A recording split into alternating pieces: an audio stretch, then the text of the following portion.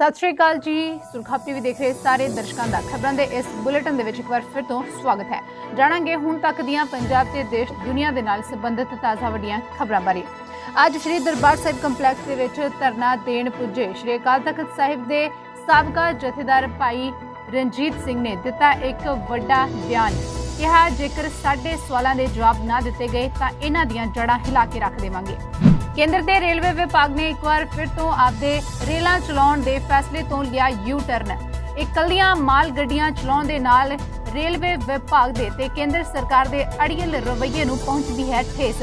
उन्होंने बयान दिता है रेलवे विभाग ने कि कोई सानू ये दस नहीं सकता कि किहड़ी रेलगड्डी चलाउणी है ते किहड़ी नहीं। किसान आगू सरवण सिंह पंधेर ने जंडियाला गुरु रेलवे ट्रैक तो धरना चुकण वेले पंजाब के किसानां नूं सारे लोकां नूं की खास अपील की है, इस बारे भी जरूर दसांगे।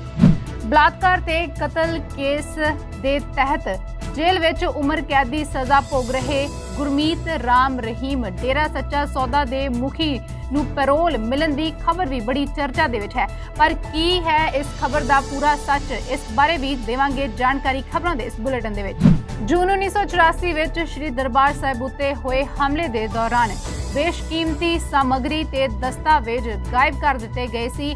उन्हां बारे गुप्त जानकारी हजे दुनिया दे रूबरू ना की जाए। केंद्रीय सूचना कमिशन ने केंद्र सरकार नूं दे दिती है इसकी प्रवानगी। सिख कौम के खिलाफ एडा वड्डा फैसला क्यों लिया गया है, इहदे बारे भी जरूर दसांगे। पंजाब के मुख मंत्री कैप्टन अमरिंदर सिंह ने पंजाब के स्कूल ते बच्चों वास्ते दिवाली का की तोहफा देने का ऐलान किया है, जाणांगे इस बारे भी। उधर स्कॉटलैंड सरकार ने एक बेहद ही शलाघायोग कदम चुकिया है। बच्चों नूं शरीरक सज़ा देण उत्ते पूर्ण पाबंदी लाउण वाला कानून कर दिता है पास। हुण जाणदे हां खबरां विस्तार दे नाल।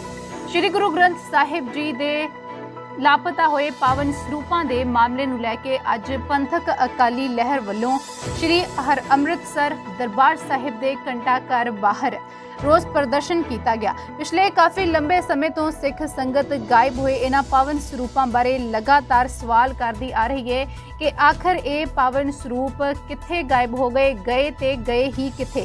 इस दा जवाब लैण वास्ते अज श्री अकाल तख्त साहिब के साबका जथेदार भाई रणजीत सिंह की अगवाई विच वड्डी गिणती विच संगत घंटा घर के बाहर पहुंची एकत्र हुई ते भाई रणजीत सिंह की अगवाई विच सिख संगत ने अकाली फूला सिंह बुर्ज तो ये अपना रोस मार्च करीब 11 बजे शुरू किया। सतनाम वाहिगुरू का जाप करती हुई संगत घंटा घर के सामने श्री हरमंदिर साहिब विखे आके पहुंच गई। लगातार शाम 3 बजे तक संगतां दे वल्लों सतनाम वाहिगुरू का जाप किया गया, कीर्तन हुंदा रहा। इस तरह ये धरना 11 बजे के करीब तो शुरू होकर 3 बजे तक लगातार उस जगह उत्ते जारी रहा। मौके उत्ते जथेदार भाई रणजीत सिंह ने कहा कि सिख संगत गायब होए इन्हां पावन सरूपों का जवाब लैण वास्ते आई है कि ये पावन सरूप कित्थे SGPC दे वल्लों खुर्द-बुर्द कर दिते गए ने।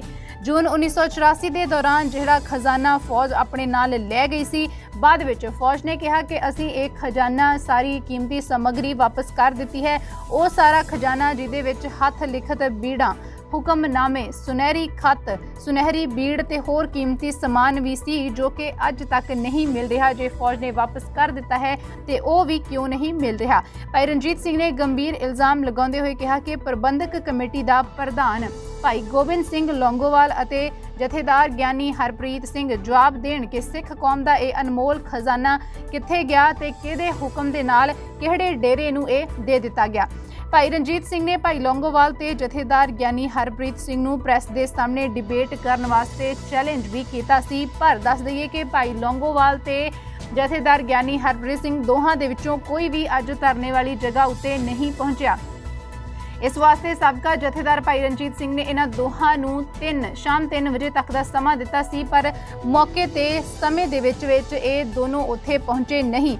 इस तो बाद प्रेस कॉन्फ्रेंस की गई भाई रणजीत सिंह दे वल्लों ते उन्होंने प्रेस कॉन्फ्रेंस के दौरान कहा कि ये लोग साडे सबर नूं ना परखण, क्योंकि ये तो हजे धरने की शुरुआत है ते जेकर इन्हां वल्लों साडे सवालों के जवाब ना दिते गए तो असीं अजिहा कोई कदम वड्डा कदम चुकांगे जो कि इन्हां दीआं जड़ां नूं हिला के रख देवेगा। पंजाब दे विच किसानी संघर्ष लगातार जारी है। ਰੇਲਾਂ ਚਾਲੂ ਹੋਣੀਆਂ ਨੇ ਜਾਂ ਫਿਰ ਨਹੀਂ ਹੋਣੀਆਂ, ਇਸ ਨੂੰ ਲੈ ਕੇ ਵੀ ਸਰਕਾਰ ਦੇ ਵਿੱਚ ਕਾਫੀ ਖਿੱਚੋਤਾਣ ਬਣੀ ਹੋਈ ਹੈ ਤੇ ਪੰਜਾਬ ਦੇ ਲੋਕ ਵੀ ਦੁਚਿੱਤੀ ਦੇ ਵਿੱਚ ਪਏ ਹੋਏ ਆ, ਕਿਉਂਕਿ ਰੇਲਵੇ ਵੱਲੋਂ ਵੀ ਇੱਕ ਵਾਰ ਕੋਈ ਹੋਰ ਫੈਸਲਾ ਹੁੰਦਾ ਹੈ ਤੇ ਦੂਜੀ ਵਾਰ ਕੋਈ ਹੋਰ ਫੈਸਲਾ ਸੁਣਾ ਦਿੱਤਾ ਜਾਂਦਾ ਹੈ। ਹਾਲ ਹੀ ਵਿੱਚ ਪੰਜਾਬ ਦੇ ਸਾਰੇ ਕਿਸਾਨਾਂ ਵੱਲੋਂ, ਸਾਰੀਆਂ ਕਿਸਾਨ ਜਥੇਬੰਦੀਆਂ ਵੱਲੋਂ ਜਿੰਨੇ ਵੀ ਰੇਲ ਟਰੈਕ ਹੈਗੇ ਆ ਉੱਥੇ ਧਰਨੇ ਲੱਗੇ ਸੀ, ਉਹ ਧਰਨੇ ਚੁੱਕ ਦਿੱਤੇ ਗਏ ਨੇ। ਪਰ ਇਹਦੇ ਤੋਂ ਬਾਅਦ ਵੀ ਰੇਲਵੇ ਦੇ ਵੱਲੋਂ ਇੱਕ ਵਾਰ ਫਿਰ ਅਜਿਹਾ ਬਿਆਨ ਆਇਆ ਹੈ ਜਿਹਦੇ ਨਾਲ ਰੇਲਵੇ ਜਿਹੜੀ ਹੈ, ਕੇਂਦਰ ਦਾ ਰੇਲਵੇ ਵਿਭਾਗ ਬੇਭਰੋਸੇਯੋਗ ਸਾਬਤ ਹੁੰਦਾ ਹੈ, ਕਿਉਂਕਿ ਰੇਲਵੇ ਵਿਭਾਗ ਨੇ ਇੱਕ ਵਾਰ ਫਿਰ ਤੋਂ ਰੇਲਾਂ ਚਲਾਉਣ ਤੋਂ ਮਨਾ ਕਰ ਦਿੱਤਾ ਹੈ। ਪੰਜਾਬ ਦੇ ਵਿੱਚ ਬੇਸ਼ੱਕ ਮਾਲ ਗੱਡੀਆਂ ਵਾਸਤੇ ਰੇਲਵੇ ਟਰੈਕ ਖਾਲੀ ਕਰ ਦੇਣ ਦਾ ਕਿਸਾਨਾਂ ਦੇ ਵੱਲੋਂ ਐਲਾਨ ਕਰ ਦਿੱਤਾ ਗਿਆ ਹੈ, ਪਰ ਰੇਲਵੇ ਦੇ ਚੇਅਰਮੈਨ ਤੇ CEO ਵਿਨੋਦ ਕੁਮਾਰ ਯਾਦਵ ਨੇ ਕਿਹਾ ਹੈ ਕਿ ਪੰਜਾਬ ਵਿੱਚ ਰੇਲ ਚਲਾਉਣ ਦਾ ਮਾਹੌਲ ਹਜੇ ਠੀਕ ਹੀ ਨਹੀਂ ਹੈ। ਉਹਨਾਂ ਦਾ ਕਹਿਣਾ ਹੈ ਕਿ ਸੂਬਾ ਸਰਕਾਰ ਸੁਰੱਖਿਆ ਨੂੰ ਯਕੀਨੀ ਬਣਾਵੇ। ਵਾਰ-ਵਾਰ ਇੱਕੋ ਗੱਲ ਕਹੀ ਜਾ ਰਹੀ ਹੈ ਰੇਲਵੇ ਵਿਭਾਗ ਦੇ ਵੱਲੋਂ ਕਿ ਸੁਰੱਖਿਆ ਨੂੰ ਯਕੀਨੀ ਬਣਾਇਆ ਜਾਵੇ। ਸੂਬਾ ਸਰਕਾਰ ਦੀ ਜ਼ਿੰਮੇਵਾਰੀ ਹੈ ਕਿ ਉਹ ਉਹਨਾਂ ਨੂੰ ਸੁਰੱਖਿਆ ਦਾ ਭਰੋਸਾ ਦੇਵੇ, ਸੁਰੱਖਿਆ ਕਲੀਅਰੈਂਸ ਦੇਵੇ, ਤਾਂ ਹੀ ਪੰਜਾਬ ਦੇ ਵਿੱਚ ਰੇਲ ਸੇਵਾ ਬਹਾਲ ਹੋਵੇਗੀ। ਰੇਲਵੇ ਟਰੈਕ ਖਾਲੀ ਕਰ ਦਿੱਤੇ ਗਏ ਨੇ, ਮਾਲ ਗੱਡੀਆਂ ਦੀ ਸੁਰੱਖਿਆ ਦਾ ਭਰੋਸਾ ਵੀ ਦੇ ਦਿੱਤਾ ਗਿਆ ਹੈ ਕਿਸਾਨ ਜਥੇਬੰਦੀਆਂ ਦੇ ਵੱਲੋਂ ਕਿ ਮਾਲ ਗੱਡੀਆਂ ਨੂੰ ਕਿਸੇ ਵੀ ਤਰ੍ਹਾਂ ਦਾ ਕੋਈ ਨੁਕਸਾਨ ਉਹਨਾਂ ਵੱਲੋਂ ਨਹੀਂ ਪਹੁੰਚਾਇਆ ਜਾਵੇਗਾ। ਪਰ ਫਿਰ ਵੀ ਹਜੇ ਵੀ ਰੇਲਵੇ ਨੂੰ ਪਤਾ ਨਹੀਂ ਕਿਹੜਾ ਭਰੋਸਾ ਚਾਹੀਦਾ ਹੈ। ਰੇਲਵੇ ਨੇ ਹਾਲ ਹੀ ਵਿੱਚ ਇਹ ਵੀ ਕਿਹਾ ਹੈ ਕਿ ਪੰਜਾਬ ਸਰਕਾਰ ਕਹਿ ਰਹੀ ਹੈ ਕਿ ਮਾਲ ਗੱਡੀਆਂ ਵਾਸਤੇ ਰੇਲ ਟਰੈਕ ਖੁੱਲ ਗਏ ਨੇ ਤੇ ਯਾਤਰੀ ਰੇਲਾਂ ਵਾਸਤੇ ਨਹੀਂ। ਪਰ ਭਾਰਤੀ ਰੇਲਵੇ ਦਾ ਇਸ ਤਰ੍ਹਾਂ ਦਾ ਆਪਰੇਸ਼ਨ ਸੰਭਵ ਨਹੀਂ ਹੈ। ਭਾਰਤੀ ਰੇਲਵੇ ਨੂੰ ਕੋਈ ਗਾਈਡ ਨਹੀਂ ਕਰ ਸਕਦਾ ਕਿ ਤੁਸੀਂ ਇਸ ਟਰੈਕ ਉੱਤੇ ਇਹ ਟ੍ਰੇਨ ਚਲਾਓਗੇ ਤੇ ਇਹਦੇ ਉੱਤੇ ਇਹ ਨਹੀਂ, ਕਿ ਕਿਹੜੀ ਟ੍ਰੇਨ ਚਲਾ ਸਕਦੇ ਆ ਕਿਹੜੀ ਨਹੀਂ, ਇਸ ਬਾਰੇ ਕੋਈ ਵੀ ਫੈਸਲਾ ਰੇਲਵੇ ਨੂੰ ਨਹੀਂ ਦੇ ਸਕਦਾ। ਉਹਨਾਂ ਨੇ ਕਿਹਾ ਕਿ ਰੇਲਵੇ ਦੀ ਆਪਣੀ ਵਿਵਸਥਾ ਹੈ ਜਿਸ ਦੇ ਮੁਤਾਬਕ ਪੂਰੇ ਭਾਰਤ ਵਿੱਚ ਰੇਲ ਆਪਰੇਸ਼ਨ ਚੱਲਦਾ ਹੈ। ਪੰਜਾਬ ਦੇ ਵਿੱਚ ਸਥਿਤੀ ਇਹ ਹੈ ਕਿ ਰੇਲਵੇ ਟ੍ਰੇਨ ਆਪਰੇਟ ਨਹੀਂ ਕਰ ਸਕਦਾ।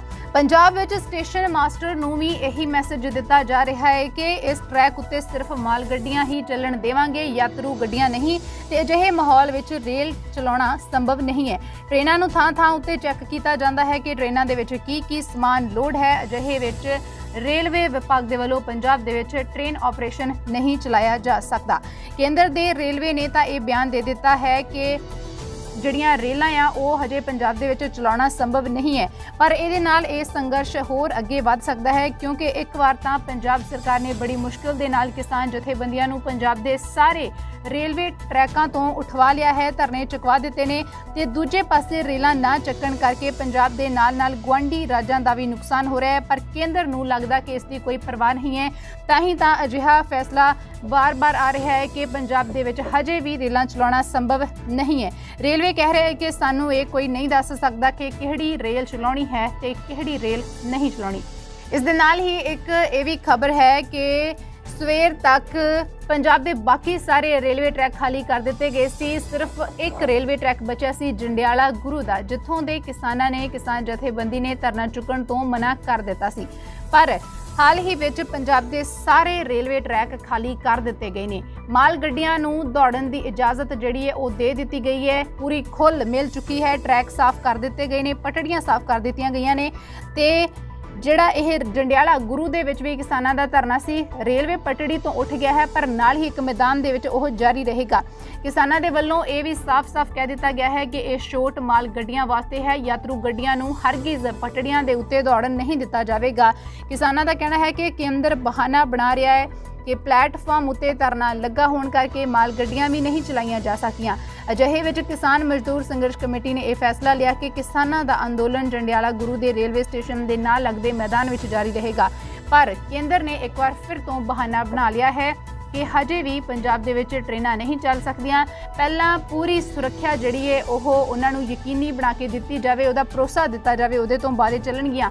ਨਾਲ ਦੀ ਨਾਲ ਇੱਕ ਪਾਸੇ ਕੇਂਦਰ ਇਹ ਕਹਿ ਰਿਹਾ ਹੈ ਕਿ ਸੁਰੱਖਿਆ ਦਾ ਜਿਹੜਾ ਯਕੀਨ ਆ ਉਹ ਦਿਵਾਇਆ ਜਾਵੇ, ਤੇ ਦੂਜੇ ਪਾਸੇ ਇਹ ਕਿਹਾ ਜਾ ਰਿਹਾ ਹੈ ਕਿ ਯਾਤਰੀ ਗੱਡੀਆਂ ਦੇ ਨਾਲ ਹੀ ਮਾਲ ਗੱਡੀਆਂ ਚਲਾਈਆਂ ਜਾਣਗੀਆਂ। ਦੋਹੇ ਵੱਖ-ਵੱਖ ਗੱਡੀਆਂ ਪੰਜਾਬ ਦੇ ਵਿੱਚ ਨਹੀਂ ਚੱਲ ਸਕਦੀਆਂ। ਨਾਲ ਹੀ ਦੱਸ ਦਈਏ ਕਿ ਕਿਸਾਨ ਆਗੂ ਸਰਵਣ ਸਿੰਘ ਪੰਦੇਰ ਨੇ ਪੰਜਾਬ ਦੇ ਲੋਕਾਂ ਨੂੰ ਇੱਕ ਖਾਸ ਅਪੀਲ ਕੀਤੀ ਹੈ ਕਿ ਇਸ ਵਾਰ ਪੰਜਾਬ ਦੇ ਲੋਕ ਕਾਲੀ ਦੀਵਾਲੀ ਮਨਾਉਣ।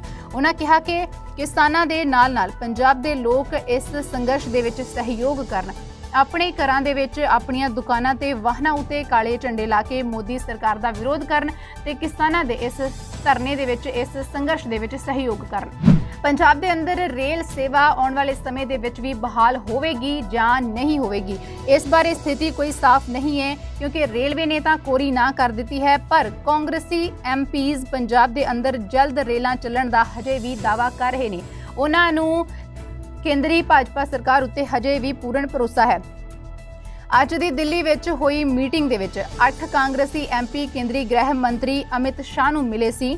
ਇਸ ਮੀਟਿੰਗ ਦੇ ਵਿੱਚ ਅਮਿਤ ਸ਼ਾਹ ਨੇ ਉਹਨਾਂ ਨੂੰ ਭਰੋਸਾ ਦਿਵਾਇਆ ਹੈ ਕਿ ਪੰਜਾਬ ਦੇ ਵਿੱਚ ਜੇਕਰ ਅਮਨ ਸ਼ਾਂਤੀ ਬਰਕਰਾਰ ਰਹੇ ਤਾਂ ਟ੍ਰੇਨਾਂ ਜਲਦ ਹੀ ਚਲਾਵਾਂਗੇ। ਕਾਂਗਰਸ ਦੇ ਐਮਪੀ ਜਸਬੀਰ ਸਿੰਘ ਗਿੱਲ ਡਿੰਪਾ ਨੇ ਮੀਟਿੰਗ ਤੋਂ ਬਾਅਦ ਕਿਹਾ ਹੈ ਕਿ ਅੱਜ ਮੀਟਿੰਗ ਕਾਫੀ ਸਫਲ ਰਹੀ ਹੈ।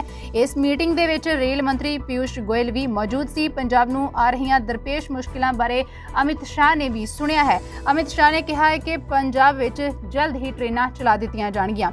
ਜਦੋਂ ਕਾਂਗਰਸੀ ਐਮਪੀ ਨੂੰ ਇਹ ਪੁੱਛਿਆ ਗਿਆ ਕਿ ਰੇਲਵੇ ਨੇ ਤਾਂ ਟ੍ਰੇਨਾਂ ਚਲਾਉਣ ਤੋਂ ਕੋਰੀ ਨਾ ਕਰ ਦਿੱਤੀ ਹੈ, ਇਸ ਬਾਰੇ ਤੁਹਾਡਾ ਕੀ ਕਹਿਣਾ ਹੈ, ਤਾਂ ਉਹਨਾਂ ਨੇ ਜਵਾਬ ਦੇ ਵਿੱਚ ਕਿਹਾ ਸੀ ਕਿ ਅਮਿਤ ਸ਼ਾਹ ਤੋਂ ਵੱਡਾ ਤਾਂ ਕੋਈ ਨਹੀਂ। ਐਮਪੀ ਮੁਹੰਮਦ ਸਦੀਕ ਨੇ ਵੀ ਕਿਹਾ ਕਿ ਜੋ ਮੰਗਾਂ ਅਸੀਂ ਲੈ ਕੇ ਗਏ ਸੀ ਉਹ ਪੂਰੀਆਂ ਹੋਣਗੀਆਂ। ਅਮਿਤ ਸ਼ਾਹ ਨੇ ਇਹ ਭਰੋਸਾ ਦਿੱਤਾ ਹੈ ਕਿ ਟ੍ਰੇਨਾਂ ਜ਼ਰੂਰ ਚੱਲਣਗੀਆਂ। ਇਸ ਦੇ ਨਾਲ ਹੀ ਗੁਰਜੀਤ ਔਜਲਾ ਨੇ ਵੀ ਕਿਹਾ ਕਿ ਰੇਲਾਂ ਨਾ ਚੱਲਣ ਕਰਕੇ ਕਾਰੋਬਾਰ ਦਾ ਨੁਕਸਾਨ ਹੋ ਰਿਹਾ ਹੈ। ਇਸ ਦੇ ਨਾਲ ਜੰਮੂ ਕਸ਼ਮੀਰ ਲਦਾਖ ਉੱਤੇ ਵੀ ਇਸ ਦਾ ਅਸਰ ਪੈ ਰਿਹਾ ਹੈ। ਪੰਜਾਬ ਦੇ ਸਾਰੇ ਟਰੈਕ ਖਾਲੀ ਨੇ। ਰੇਲਵੇ ਦੀਆਂ ਟੀਮਾਂ ਹੁਣ ਟਰੈਕ ਨੂੰ ਟੈਕਨੀਕਲੀ ਚੈੱਕ ਕਰ ਰਹੀਆਂ ਨੇ। ਪਿਊਸ਼ ਗੋਇਲ ਅੱਜ ਪੰਜਾਬ ਦੇ ਮੁੱਖ ਮੰਤਰੀ ਕੈਪਟਨ ਅਮਰਿੰਦਰ ਸਿੰਘ ਦੇ ਨਾਲ ਇਸ ਬਾਬਤ ਗੱਲ ਕਰਨਗੇ। ਹਾਲ ਹੀ ਵਿੱਚ ਇੱਕ ਖਬਰ ਕਾਫੀ ਚਰਚਾ ਦੇ ਵਿੱਚ ਚੱਲ ਰਹੀ ਹੈ ਕਿ ਬਲਾਤਕਾਰ ਤੇ ਕਤਲ ਕੇਸ ਨੂੰ ਲੈ ਕੇ ਉਮਰ ਕੈਦ ਦੀ ਸਜ਼ਾ ਭੋਗ ਰਹੇ ਡੇਰਾ ਸੱਚਾ ਸੌਦਾ ਦੇ ਮੁਖੀ ਗੁਰਮੀਤ ਰਾਮ ਰਹੀਮ ਨੂੰ ਪਿਛਲੇ ਦਿਨੀ ਪਰੋਲ ਮਿਲੀ ਸੀ। ਉਹ ਪਰੋਲ ਤੇ ਰਿਹਾ ਹੋਏ। ਪਰ ਦੱਸ ਦਈਏ ਕਿ ਜਿਹੜੀ ਪਰੋਲ ਆ ਸਿਰਫ ਇੱਕ ਦਿਨ ਵਾਸਤੇ ਗੁਰਮੀਤ ਰਾਮ ਰਹੀਮ ਨੂੰ ਦਿੱਤੀ ਗਈ ਸੀ, ਉਹ ਵੀ 24 ਅਕਤੂਬਰ ਨੂੰ। ਤੇ ਇਸ ਪਰੋਲ ਦੇ ਵਿੱਚ ਹਰਿਆਣਾ ਦੇ ਸੀਐਮ ਮਨੋਹਰ ਲਾਲ ਖੱਟੜ ਦੀ ਅਗਵਾਈ ਵਿੱਚ ਭਾਜਪਾ ਜੇਜੇਪੀ ਗੱਠਜੋੜ ਸਰਕਾਰ ਨੇ ਕਾਫੀ ਮਦਦ ਕੀਤੀ ਸੀ। ਦੱਸਿਆ ਜਾ ਰਿਹਾ ਹੈ ਕਿ ਰਾਮ ਰਹੀਮ ਨੂੰ ਸਖਤ ਸੁਰੱਖਿਆ ਦੇ ਹੇਠ ਰੋਹਤਕ ਜੇਲ੍ਹ ਤੋਂ ਗੁਰੂਗ੍ਰਾਮ ਲਿਆਂਦਾ ਗਿਆ ਸੀ, ਪਰ ਸੁਰੱਖਿਆ ਕਰਮਚਾਰੀ ਵੀ ਤਾਇਨਾਤ ਸੀ, ਉਹ ਵੀ ਇਸ ਗੱਲ ਤੋਂ ਜਾਣੂ ਨਹੀਂ ਸਨ। ਇਸ ਬਾਰੇ ਸਿਰਫ ਮੁੱਖ ਮੰਤਰੀ ਤੇ ਕੁਝ ਹੋਰ ਅਧਿਕਾਰੀ ਹੀ ਜਾਣਦੇ ਸੀ। ਦੱਸ ਦਈਏ ਕਿ ਬਲਾਤਕਾਰ ਤੇ ਕਤਲ ਕੇਸ ਵਿੱਚ ਦੋਸ਼ੀ ਠਹਿਰਾਏ ਜਾਣ ਤੋਂ ਬਾਅਦ ਡੇਰਾ ਮੁਖੀ ਰੋਹਤਕ ਦੀ ਸੋਨਾਰੀਆ ਜੇਲ੍ਹ ਦੇ ਵਿੱਚ ਹੈ ਤੇ ਜਾਣਕਾਰੀ ਦੇ ਮੁਤਾਬਕ ਉਸ ਨੂੰ ਪਰੋਲ ਮਿਲੀ ਤਾਂ ਸੀ, ਪਰ ਇਹ ਪਰੋਲ ਜਿਹੜੀ ਹੈ ਸਿਰਫ ਇੱਕ ਦਿਨ ਵਾਸਤੇ ਮਿਲੀ ਸੀ, ਉਹ ਵੀ ਆਪਣੀ ਬਿਮਾਰ ਮਾਂ ਨੂੰ ਹਸਪਤਾਲ ਵਿੱਚ ਜਾ ਕੇ ਮਿਲਣ ਦੀ। ਹਸਪਤਾਲ ਦੇ ਵਿੱਚ ਵੀ ਰਾਮ ਰਹੀਮ ਨੂੰ ਰੋਹਤਕ ਦੀ ਜੇਲ੍ਹ ਤੋਂ ਗੁਰੂਗ੍ਰਾਮ ਹਸਪਤਾਲ ਤੱਕ ਬਹੁਤ ਹੀ ਕਰੜੀ ਸੁਰੱਖਿਆ ਦੇ ਤਹਿਤ ਹੀ ਲਿਆਂਦਾ ਗਿਆ। ਜਿਸ ਗੱਡੀ ਪੁਲਿਸ ਦੀ ਕਾਰ ਦੇ ਵਿੱਚ ਰਾਮ ਰਹੀਮ ਨੂੰ ਬਿਠਾਇਆ ਗਿਆ ਸੀ, ਉਹਦੇ ਵਿੱਚ ਪਰਦੇ ਲੱਗੇ ਹੋਏ ਸੀ ਤੇ ਜਿਹੜੀ ਕਾਰ ਹੈ ਇਹ ਸਿੱਧਾ ਹਸਪਤਾਲ ਦੀ ਬੇਸਮੈਂਟ ਵਿੱਚ ਜਾ ਕੇ ਰੁਕੀ ਸੀ। ਉਸ ਤੋਂ ਬਾਅਦ ਜਿਸ ਮੰਜ਼ਿਲ ਦੇ ਉੱਤੇ ਰਾਮ ਰਹੀਮ ਦੀ ਬਿਮਾਰ ਮਾਂ ਦਾ ਇਲਾਜ ਚੱਲ ਰਿਹਾ ਹੈ, ਉਹ ਮੰਜ਼ਿਲ 24 ਅਕਤੂਬਰ ਨੂੰ ਪੂਰੀ ਦੀ ਪੂਰੀ ਖਾਲੀ ਕਰਵਾ ਲਈ ਗਈ ਸੀ ਤਾਂ ਕਿ ਕਿਸੇ ਵੀ ਤਰ੍ਹਾਂ ਦੀ ਉਹਨਾਂ ਦੇ ਖਿਲਾਫ ਕੋਈ ਘਟਨਾ ਵਾਪਰ ਨਾ ਸਕੇ। ਇਹ ਵੀ ਦੱਸ ਦਈਏ ਕਿ ਮੌਕੇ ਉੱਤੇ ਹਰਿਆਣਾ ਪੁਲਿਸ ਦੀਆਂ 3 ਟੁਕੜੀਆਂ ਰਾਮ ਰਹੀਮ ਦੇ ਨਾਲ ਤਾਇਨਾਤ ਸੀ। ਹਰ ਇੱਕ ਟੁਕੜੀ ਦੇ ਵਿੱਚ 80 ਤੋਂ 100 ਸਿਪਾਹੀ ਹਾਜ਼ਰ ਸੀ। ਇਸ ਤਰ੍ਹਾਂ ਬਹੁਤ ਹੀ ਕਰੜੀ ਸੁਰੱਖਿਆ ਦੇ ਤਹਿਤ ਰਾਮ ਰਹੀਮ ਨੂੰ ਰੋਹਤਕ ਦੀ ਸੋਨਾਰੀਆ ਜੇਲ੍ਹ ਤੋਂ ਹਸਪਤਾਲ ਤੱਕ ਲਿਆਂਦਾ ਗਿਆ ਸੀ। ਪਰ ਇਹਦੇ ਬਾਰੇ ਮੀਡੀਆ ਨੂੰ ਵੀ ਅੱਜ ਹੀ ਹਾਲ ਹੀ ਵਿੱਚ ਖਬਰ ਜਿਹੜੀ ਉਹ ਪਤਾ ਲੱਗੀ ਹੈ, ਕਿਉਂਕਿ ਬੇਹੱਦ ਹੀ ਗੁਪਤ ਤਰੀਕੇ ਦੇ ਨਾਲ ਉਸ ਨੂੰ ਪੈਰੋਲ ਮਿਲੀ ਸੀ ਸਿਰਫ ਆਪਣੀ ਬਿਮਾਰ ਮਾਂ ਨੂੰ ਮਿਲਣ ਦਾ ਕਰਕੇ। ਇਸ ਤੋਂ ਬਾਅਦ ਉਹਨਾਂ ਨੂੰ ਜੇਲ੍ਹ ਭੇਜ ਦਿੱਤਾ ਗਿਆ ਸੀ ਤੇ ਉਹ ਆਪਣੀ ਉਮਰ ਕੈਦ ਨੂੰ ਹੀ ਕੱਟ ਰਹੇ ਨੇ। ਜੂਨ 1984 ਦੇ ਵਿੱਚ ਸ਼੍ਰੀ ਦਰਬਾਰ ਸਾਹਿਬ ਉੱਤੇ ਜੋ ਹਮਲਾ ਹੋਇਆ ਸੀ, ਇੱਕ ਵਾਰ ਫਿਰ ਤੋਂ ਇਹ ਮਾਮਲਾ ਸੁਰਖੀਆਂ ਦੇ ਵਿੱਚ ਆ ਗਿਆ ਹੈ। ਫੌਜੀ ਕਾਰਵਾਈ ਦੇ ਦੌਰਾਨ ਸ਼੍ਰੀ ਅਕਾਲ ਤਖਤ ਸਾਹਿਬ ਨੂੰ ਟੈਟੇਰੀ ਕਰਨਾ, ਹਜ਼ਾਰਾਂ ਹੀ ਬੇਕਸੂਰ ਬੇਗੁਨਾਹ ਸੰਗਤਾਂ ਜਿਹੜੀਆਂ ਉੱਥੇ ਹਾਜ਼ਰ ਸੀ ਉਹਨਾਂ ਨੂੰ ਸ਼ਹੀਦ ਕਰ ਦੇਣਾ, ਇਸ ਸਭ ਤੋਂ ਬਿਨਾਂ ਸਿੱਖ ਕੌਮ ਦਾ ਅਨਮੋਲ ਖਜ਼ਾਨਾ ਪੁਰਾਤਨ ਗ੍ਰੰਥ ਸਾਹਿਬ, ਪੁਰਾਤਨ ਹੁਕਮਨਾਮੇ, ਹੱਥ ਲਿਖਤ ਬੀੜਾਂ ਤੇ ਸਿੱਖ ਰੈਫਰੈਂਸ ਲਾਇਬ੍ਰੇਰੀ ਦਾ ਬਹੁਤ ਸਾਰਾ ਕੀਮਤੀ ਖਜ਼ਾਨਾ ਜੋ ਕਿ ਫੌਜ ਲੁੱਟ ਕੇ ਆਪਣੇ ਨਾਲ ਲੈ ਗਈ ਸੀ। ਫੌਜ ਦੇ ਵੱਲੋਂ ਤਾਂ ਇਹ ਕਹਿ ਦਿੱਤਾ ਗਿਆ ਸੀ, ਕੇਂਦਰੀ ਗ੍ਰਹਿ ਮੰਤਰਾਲੇ ਦੇ ਵੱਲੋਂ ਵੀ, ਕਿ ਇਹ ਸਮਾਨ ਵਾਪਸ ਕਰ ਦਿੱਤਾ ਗਿਆ ਸੀ, ਪਰ ਹਜੇ ਤੱਕ ਇਹ ਸਮਾਨ ਵਾਪਸ ਨਹੀਂ ਕੀਤਾ ਗਿਆ ਤੇ ਜੇਕਰ ਇਹ ਕੀਤਾ ਗਿਆ ਹੈ ਤਾਂ ਇਹ ਕਿੱਥੇ ਹੈ, ਇਸ ਬਾਰੇ ਵੀ ਲਗਾਤਾਰ ਸਵਾਲ ਉੱਠ ਰਹੇ ਨੇ। ਸਿੱਖ ਕੌਮ ਦੇ ਵੱਲੋਂ ਬਹੁਤ ਸਮੇਂ ਤੋਂ ਲਗਾਤਾਰ ਕੋਸ਼ਿਸ਼ਾਂ ਕੀਤੀਆਂ ਜਾ ਰਹੀਆਂ ਨੇ ਕਿ ਇਹ ਸਮਾਨ ਜਿਹੜਾ ਉਹ ਜਨਤਕ ਕੀਤਾ ਜਾਵੇ। ਇਸ ਨੂੰ ਲੈ ਕੇ ਹੁਣ ਕੇਂਦਰੀ ਸੂਚਨਾ ਕਮਿਸ਼ਨ ਨੇ ਕੇਂਦਰ ਸਰਕਾਰ ਨੂੰ ਇਸ ਦੀ ਪ੍ਰਵਾਨਗੀ ਦੇ ਦਿੱਤੀ ਹੈ ਕਿ ਸ਼੍ਰੀ ਹਰਿਮੰਦਰ ਸਾਹਿਬ ਵਿੱਚ 1984 ਦੇ ਵਾਪਰੇ ਘੱਲੂਘਾਰੇ ਦੇ ਦੌਰਾਨ ਜ਼ਬਤ ਕੀਤੇ ਦਸਤਾਵੇਜ਼ਾਂ ਤੇ ਬੇਸ਼ਕੀਮਤੀ ਸਮੱਗਰੀ ਦੀ ਸੂਚੀ ਹਜੇ ਵੀ ਜੱਗ ਜ਼ਾਹਿਰ ਨਾ ਕੀਤੀ ਜਾਵੇ। ਇੱਥੇ ਦੱਸ ਦਈਏ ਕਿ ਇੱਕ ਆਰਟੀਆਈ ਬਿਨੈਕਾਰ ਗੁਰਵਿੰਦਰ ਸਿੰਘ ਚੱਡਾ ਨੇ ਕੇਂਦਰੀ ਗ੍ਰਹਿ ਮੰਤਰਾਲੇ ਤੋਂ ਮੰਗ ਕੀਤੀ ਸੀ ਕਿ ਜ਼ਬਤ ਕੀਤੀ ਸਾਰੀ ਸਮੱਗਰੀ ਦੀ ਸੂਚੀ ਉਸ ਦੀ ਮੌਜੂਦਾ ਸਥਿਤੀ ਕੀ ਹੈ ਉਹਦੇ ਬਾਰੇ ਜਾਣਕਾਰੀ ਤੇ ਉਸ ਦਿਨ ਘੱਲੂਘਾਰੇ ਦੇ ਵਿੱਚ ਇਸ ਪੂਰੇ ਘੱਲੂਘਾਰੇ ਹਫ਼ਤੇ ਦੇ ਵਿੱਚ ਕਿੰਨੇ ਲੋਕ ਕਿੰਨੀਆਂ ਸੰਗਤਾਂ ਉੱਥੇ ਸ਼ਹੀਦ ਹੋਈਆਂ ਸੀ ਉਹਨਾਂ ਸਾਰੇ ਵਿਅਕਤੀਆਂ ਦੀ ਸੂਚੀ ਵੀ ਦਿੱਤੀ ਜਾਵੇ। ਪਰ ਕੇਂਦਰੀ ਗ੍ਰਹਿ ਮੰਤਰਾਲੇ ਨੇ ਇਸ ਜ਼ਬਤ ਕੀਤੀ ਸਮੱਗਰੀ ਬਾਰੇ ਨਾ ਕੋਈ ਵੇਰਵਾ ਜਾਰੀ ਕੀਤਾ ਹੈ, ਨਾ ਹੀ ਸ਼ਹੀਦ ਹੋਏ ਜਾਂ ਮਰਨ ਵਾਲੇ ਲੋਕਾਂ ਦੀ ਕੋਈ ਸੂਚੀ ਜਾਰੀ ਕੀਤੀ ਹੈ। ਚੱਡਾ ਨੂੰ ਭੇਜੇ ਗਏ RTI ਦੇ ਜਵਾਬ ਵਿੱਚ ਇੰਨਾ ਜ਼ਰੂਰ ਦੱਸ ਦਿੱਤਾ ਗਿਆ ਹੈ ਕਿ ਇੱਕ ਕੇਂਦਰੀ ਏਜੰਸੀ ਨੇ ਲਗਭਗ 4000 ਦਸਤਾਵੇਜ਼, ਕਿਤਾਬਾਂ, ਫਾਈਲਾਂ, ਸੋਨੇ ਦੇ ਗਹਿਣੇ, ਚਾਂਦੀ ਦੇ ਗਹਿਣੇ, ਕੀਮਤੀ ਪੱਥਰਾਂ ਦੀ ਕਰੰਸੀ ਅਤੇ ਸਿੱਕੇ ਆਦਿ ਜ਼ਬਤ ਕੀਤੇ ਹੋਏ ਸੀ। ਉਹ ਸਾਰੀਆਂ ਵਸਤਾਂ ਤੇ ਦਸਤਾਵੇਜ਼ ਸ਼੍ਰੋਮਣੀ ਗੁਰਦੁਆਰਾ ਪ੍ਰਬੰਧਕ ਕਮੇਟੀ ਜਾਂ ਫਿਰ ਪੰਜਾਬ ਸਰਕਾਰ ਨੂੰ ਸੌਂਪ ਦਿੱਤੇ ਗਏ ਸੀ। ਇਸ ਜਵਾਬ ਤੋਂ ਅਸੰਤੁਸ਼ਟ ਹੋਏ ਚੱਡਾ ਨੇ ਮੰਤਰਾਲੇ ਦੇ ਵਿੱਚ ਹੀ ਇੱਕ ਸੀਨੀਅਰ ਅਧਿਕਾਰੀ ਕੋਲ ਅਪੀਲ ਕੀਤੀ, ਪਰ ਉਹਨਾਂ ਵੀ RTI ਕਾਨੂੰਨ ਦੇ ਸੈਕਸ਼ਨ 8(1)A ਦੇ ਆਧਾਰ ਉੱਤੇ ਸੂਚਨਾ ਦੇਣ ਤੋਂ ਇਨਕਾਰ ਕਰਨ ਨੂੰ ਹੀ ਸਹੀ ਠਹਿਰਾਇਆ ਸੀ। ਦੱਸ ਦਈਏ ਕਿ ਇਹ ਕਾਨੂੰਨ ਦਾ ਸੈਕਸ਼ਨ ਸਰਕਾਰ ਨੂੰ ਅਜਿਹੀ ਕੋਈ ਵੀ ਸੂਚਨਾ ਜੱਗ ਜ਼ਾਹਿਰ ਨਾ ਕਰਨ ਦਾ ਅਧਿਕਾਰ ਦਿੰਦਾ ਹੈ ਜਿਹਦੇ ਨਾਲ ਭਾਰਤ ਦੀ ਪ੍ਰਭੂਸੱਤਾ ਤੇ ਅਖੰਡਤਾ ਕਿਸੇ ਤਰ੍ਹਾਂ ਨਾਲ ਪ੍ਰਭਾਵਿਤ ਹੁੰਦੀ ਹੋਵੇ, ਇਸ ਦੇਸ਼ ਦੀ ਸੁਰੱਖਿਆ ਰਣਨੀਤੀ, ਵਿਗਿਆਨਿਕ ਜਾਂ ਆਰਥਿਕ ਹਿੱਤਾਂ ਉੱਤੇ ਕੋਈ ਅਸਰ ਪੈਂਦਾ ਹੋਵੇ ਜਾਂ ਫਿਰ ਇਸ ਨਾਲ ਕਿਸੇ ਦੂਜੇ ਦੇਸ਼ਾਂ ਨਾਲ ਸੰਬੰਧਾਂ ਉੱਤੇ ਅਸਰ ਪੈਂਦਾ ਹੋਵੇ ਜਾਂ ਕਿਸੇ ਜ਼ੁਰਮ ਦੀ ਭੜਕਾਹਟ ਪੈਦਾ ਹੋਣ ਦਾ ਖਦਸ਼ਾ ਹੋਵੇ। ਇਸ ਕਰਕੇ ਇਸ ਨੂੰ ਸਹੀ ਠਹਿਰਾ ਦਿੱਤਾ ਗਿਆ ਕਿ ਇਹ ਸਾਰੇ ਦਸਤਾਵੇਜ਼ ਹਜੇ ਵੀ ਜੱਗ ਜ਼ਾਹਿਰ ਨਾ ਕੀਤੇ ਜਾਣ। ਪਰ ਸਿੱਖ ਕੌਮ ਦੇ ਅਨੁਸਾਰ ਇਹ ਕੀਮਤੀ ਸਮਾਨ, ਕੀਮਤੀ ਸਮੱਗਰੀ, ਦਸਤਾਵੇਜ਼ ਹਜੇ ਵੀ ਸਿੱਖ ਕੌਮ ਦੇ ਸਾਹਮਣੇ ਪੇਸ਼ ਨਹੀਂ ਕੀਤੇ ਗਏ ਤੇ ਜਿੱਦਾਂ ਕਿ ਫੌਜ ਦੇ ਵੱਲੋਂ ਕਹਿ ਦਿੱਤਾ ਗਿਆ ਹੈ ਕਿ ਇਹ ਵਾਪਸ ਕਰ ਦਿੱਤੇ ਗਏ ਨੇ, SGPC ਨੂੰ ਵਾਪਸ ਕਰ ਦਿੱਤੇ ਗਏ ਨੇ। SGPC ਦੇ ਵਾਸਤੇ ਵੀ ਵੱਡਾ ਸਵਾਲ ਖੜਾ ਹੋ ਜਾਂਦਾ ਹੈ। ਉਹਦੇ ਨਾਲ ਸਮੇਂ ਦੀ ਜਿਹੜੀ ਉਸ ਵੇਲੇ ਪੰਜਾਬ ਸਰਕਾਰ ਸੀ ਉਸ ਵਾਸਤੇ ਵੀ ਵੱਡਾ ਸਵਾਲ ਖੜਾ ਹੋ ਜਾਂਦਾ ਹੈ ਕਿ ਜੇ ਇਹ ਸਮਾਨ ਵਾਪਸ ਕਰ ਦਿੱਤਾ ਗਿਆ ਹੈ ਤਾਂ ਫਿਰ ਇਹ ਹੈ ਕਿੱਥੇ। ਇਸ ਦੇ ਸਵਾਲ ਲਗਾਤਾਰ ਸਿੱਖ ਕੌਮ ਮੰਗਦੀ ਆ ਰਹੀ ਹੈ। ਉਧਰ ਪੰਜਾਬ ਦੇ ਸਾਰੇ ਸਰਕਾਰੀ ਸਕੂਲਾਂ ਵਾਸਤੇ ਦੀਵਾਲੀ ਤੋਂ ਪਹਿਲਾਂ ਪੰਜਾਬ ਦੇ ਮੁੱਖ ਮੰਤਰੀ ਕੈਪਟਨ ਅਮਰਿੰਦਰ ਸਿੰਘ ਨੇ ਇੱਕ ਵੱਡਾ ਐਲਾਨ ਕਰ ਦਿੱਤਾ ਹੈ। ਇਹ ਐਲਾਨ ਖਾਸ ਕਰਕੇ ਪ੍ਰੀ ਪ੍ਰਾਇਮਰੀ ਸਕੂਲ ਦੇ ਬੱਚਿਆਂ ਵਾਸਤੇ ਹੈ ਜਿੱਥੇ ਬੱਚਿਆਂ ਦੀ ਬੁਨਿਆਦ ਨੂੰ ਤਿਆਰ ਕੀਤਾ ਜਾਂਦਾ ਹੈ। ਮੁੱਖ ਮੰਤਰੀ ਨੇ ਇਸ ਦੀ ਜਾਣਕਾਰੀ ਆਪਣੇ ਟਵਿੱਟਰ ਅਕਾਊਂਟ ਉੱਤੇ ਦਿੱਤੀ ਇੱਕ ਵੀਡੀਓ ਦੇ ਰਾਹੀਂ ਦਿੱਤੀ। ਉਹਨਾਂ ਲਿਖਿਆ ਕਿ ਉਹ ਕੱਲ ਤੋਂ ਪ੍ਰੀ ਪ੍ਰਾਇਮਰੀ ਸਕੂਲਾਂ ਦੇ ਵਿੱਚ 2625 ਟੈਬਲੇਟ ਵੰਡਣਗੇ। ਇਹਦੇ ਨਾਲ ਸੂਬੇ ਵਿੱਚ 1000 ਸਮਾਰਟ ਸਕੂਲ ਵੀ ਲਾਂਚ ਕਰਨਗੇ ਤਾਂ ਕਿ ਬੱਚੇ ਚੰਗੀ ਸਿੱਖਿਆ ਹਾਸਲ ਕਰ ਸਕਣ। ਨਾਲ ਹੀ ਕੈਪਟਨ ਨੇ ਕਿਹਾ ਕਿ ਟੈਬਲੇਟ ਦੇ ਨਾਲ ਜੁੜੀ ਡਿਟੇਲ ਦਾ ਉਹਨਾਂ ਨੇ ਵੀਡੀਓ ਪੰਜਾਬ ਦੀ ਜਨਤਾ ਦੇ ਨਾਲ ਸ਼ੇਅਰ ਕੀਤਾ ਹੈ। ਇਹਦੇ ਤੋਂ ਪਹਿਲਾਂ ਕਾਂਗਰਸ ਨੇ 2017 ਵਿੱਚ ਸਮਾਰਟਫੋਨ ਦੇਣ ਦਾ ਵਾਅਦਾ ਵੀ ਕੀਤਾ ਸੀ ਜਿਸ ਨੂੰ ਸੂਬਾ ਸਰਕਾਰ ਨੇ ਅਗਸਤ 2020 ਦੇ ਵਿੱਚ ਸ਼ੁਰੂ ਕੀਤਾ ਹੈ। ਪਹਿਲੇ ਗੇੜ ਵਿੱਚ 12ਵੀਂ ਦੇ ਵਿਦਿਆਰਥੀਆਂ ਨੂੰ ਮੋਬਾਈਲ ਫੋਨ ਵੰਡੇ ਗਏ ਨੇ। ਹਾਲਾਂਕਿ ਵਿਰੋਧੀ ਧਿਰਾਂ ਨੇ ਸਵਾਲ ਵੀ ਚੁੱਕਿਆ ਸੀ ਕਿ ਸੂਬਾ ਸਰਕਾਰ ਨੇ ਤਾਂ ਸਾਰੇ ਨੌਜਵਾਨਾਂ ਨੂੰ ਸਮਾਰਟਫੋਨ ਦੇਣ ਦਾ ਵਾਅਦਾ ਕੀਤਾ ਸੀ ਪਰ ਇੱਥੇ ਸਿਰਫ 12ਵੀਂ ਦੇ ਕੁਝ ਕੁ ਵਿਦਿਆਰਥੀਆਂ ਨੂੰ ਹੀ ਸਮਾਰਟਫੋਨ ਦਿੱਤੇ ਗਏ ਨੇ। ਇਸ ਤੋਂ ਬਾਅਦ ਹੁਣ ਜਿਹੜਾ ਨਵਾਂ ਐਲਾਨ ਕੀਤਾ ਹੈ ਕੈਪਟਨ ਦੇ ਵੱਲੋਂ, ਦੇਖਣਾ ਹੋਵੇਗਾ ਕਿ ਉਹ ਕਿੰਨਾ ਕੁ ਸਫਲ ਹੁੰਦਾ ਹੈ। ਬੱਚਿਆਂ ਨੂੰ ਸਰੀਰਕ ਸਜ਼ਾ ਦੇਣਾ ਇੱਕ ਅਪਰਾਧ ਹੈ ਕਿਉਂਕਿ ਬੱਚੇ ਬਹੁਤ ਹੀ ਕੋਮਲ ਤੇ ਨਾਜ਼ੁਕ ਹੁੰਦੇ ਨੇ। ਉਹਨਾਂ ਨੂੰ ਹਮੇਸ਼ਾ ਪਿਆਰ ਦੇ ਨਾਲ ਸਮਝਾਉਣਾ ਚਾਹੀਦਾ ਹੈ।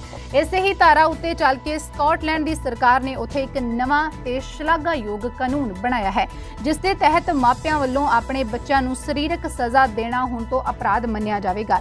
ਇਹ ਕਾਨੂੰਨ ਪਾਸ ਹੋਣ ਦੇ ਨਾਲ 16 ਸਾਲ ਤੋਂ ਘੱਟ ਉਮਰ ਦੇ ਬੱਚਿਆਂ ਨੂੰ ਸਰੀਰਕ ਸਜ਼ਾ ਖਿਲਾਫ ਕਾਨੂੰਨ ਬਣਾ ਕੇ ਸਕਾਟਲੈਂਡ UK ਦਾ ਪਹਿਲਾ ਹਿੱਸਾ ਬਣ ਗਿਆ ਹੈ।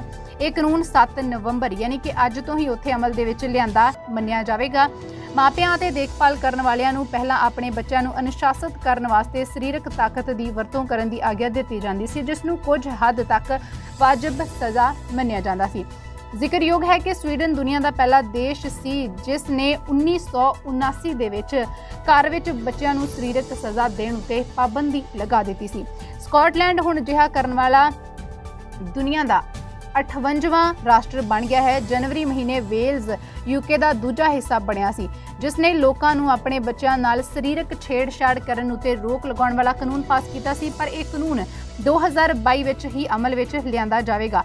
2015 ਵਿੱਚ ਸਕਾਟਿਸ਼ ਬੱਚਿਆਂ ਦੇ ਚੈਰਿਟੀਜ਼ ਦੇ ਸਮੂਹ ਵੱਲੋਂ ਪ੍ਰਕਾਸ਼ਿਤ ਇੱਕ ਰਿਪੋਰਟ ਦੇ ਵਿੱਚ ਇਹ ਕਿਹਾ ਗਿਆ ਸੀ ਕਿ UK ਵਿੱਚ ਬੱਚਿਆਂ ਦੀ ਸਰੀਰਕ ਸਜ਼ਾ ਅਮਰੀਕਾ, ਕੈਨੇਡਾ, ਇਟਲੀ, ਜਰਮਨੀ ਅਤੇ ਸਵੀਡਨ ਵਰਗੇ ਮੁਲਕਾਂ ਦੇ ਨਾਲੋਂ ਕਿਤੇ ਵਧੇਰੇ ਹੈ ਕਿ UK ਦੇ ਵਿੱਚ ਬੱਚਿਆਂ ਨੂੰ ਸਰੀਰਕ ਸਜ਼ਾ ਮਾਰ ਕੁਟਾਈ ਜ਼ਿਆਦਾ ਕੀਤੀ ਜਾਂਦੀ ਹੈ ਬਾਕੀ ਦੇਸ਼ਾਂ ਦੇ ਮੁਕਾਬਲੇ। ਅਧਿਐਨਕਰਤਾਵਾਂ ਨੇ ਅੰਦਾਜ਼ਾ ਲਗਾਇਆ ਹੈ ਕਿ UK ਵਿੱਚ 70% ਤੋਂ 80% ਮਾਪਿਆਂ ਨੇ ਸਰੀਰਕ ਸਜ਼ਾ ਦੀ ਵਰਤੋਂ ਕੀਤੀ ਸੀ ਜਿਸ ਵਿੱਚ 3 ਤੋਂ 7 ਸਾਲ ਦੀ ਉਮਰ ਦੇ ਬੱਚਿਆਂ ਨੂੰ ਮਾਰਨ ਦੀ ਸੰਭਾਵਨਾ ਹੈ। ਵਿਸ਼ਵ ਦੇ 50 ਤੋਂ ਵੱਧ ਦੇਸ਼ ਨੇ ਜਿਨ੍ਹਾਂ ਨੇ ਪਹਿਲਾਂ ਹੀ ਸਰੀਰਕ ਸਜ਼ਾ ਦੇ ਉੱਤੇ ਪਾਬੰਦੀ ਲਗਾਈ ਹੋਈ ਹੈ। ਚਿਲਡਰਨਸ ਮਿਨਿਸਟਰ ਮੈਰੀ ਟੇਟ ਦਾ ਕਹਿਣਾ ਹੈ ਕਿ ਅਜੋਕੇ ਅਗਾਂਹ ਵਧੂ ਯੁੱਗ ਦੇ ਵਿੱਚ ਬੱਚਿਆਂ ਦੇ ਪ੍ਰਤੀ ਤਾਨਾਸ਼ਾਹੀ ਰਵੱਈਏ ਵਾਸਤੇ ਕੋਈ ਥਾਂ ਨਹੀਂ ਹੈ। ਬੇहद ਖੁਸ਼ੀ ਹੈ ਕਿ ਇਸ ਕਾਨੂੰਨ ਕਰਕੇ ਸਕਾਟਲੈਂਡ UK ਭਰ ਦੇ ਵਿੱਚੋਂ ਪਹਿਲ ਕਰਨ ਵਿੱਚ ਅੱਗੇ ਆਇਆ ਹੈ, ਪਹਿਲਾ ਸੂਬਾ ਬਣ ਗਿਆ ਹੈ ਤੇ ਹੁਣ ਬੱਚੇ ਵੀ ਬਾਲਗਾਂ ਵਾਂਗ ਆਪਣੇ ਅਧਿਕਾਰਾਂ ਦੇ ਮਾਲਕ ਬਣ ਜਾਣਗੇ। ਖਬਰਾਂ ਦੇ ਇਸ ਬੁਲੇਟਿਨ ਦੇ ਵਿੱਚ ਇਹਨਾਂ ਹੀ ਦੁਬਾਰਾ ਮਿਲਾਂਗੇ। ਤਦ ਤੱਕ ਦੇ ਲਈ ਦਿਓ ਇਜਾਜ਼ਤ। ਧੰਨਵਾਦ।